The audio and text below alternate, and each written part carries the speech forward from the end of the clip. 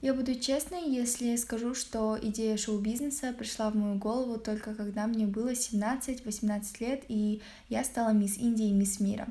Сначала я хотела быть инженером, я училась в физико-математическом направлении. Я хотела стать аэрокосмическим инженером и планировать стройку самолетов, а также хотела работать в НАСА. Я родилась в семье академиков, и никому из них в голову шоу-бизнес не мог прийти в качестве карьерного пути. Моя бабушка еще 10 лет назад постоянно спрашивала меня: «А кем ты работаешь?» Я отвечала ей, что я актриса. Она говорила: «Да, но чем ты занимаешься?» Да, индийская бабушка может такое сказать.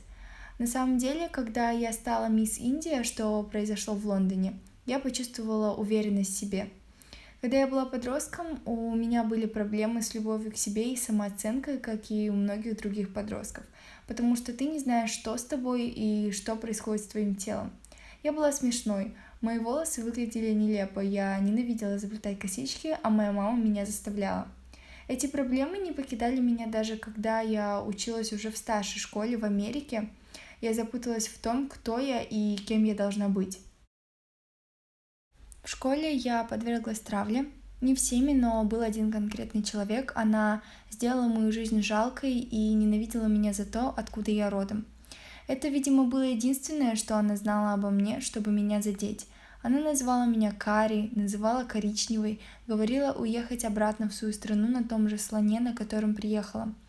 Мне было 15, это было сложно для меня, я хотела вернуться в Индию, хотела к себе домой.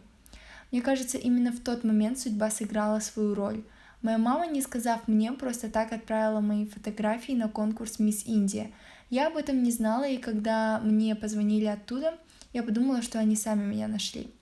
Подростковое эго. Это дало мне уверенность выйти на сцену, говорить так, как я говорю. Меня растили открытым для своего мнения ребенком. Родители всегда говорили мне: «Если у тебя есть что сказать, не нужно бояться делиться этим». И я это сделала.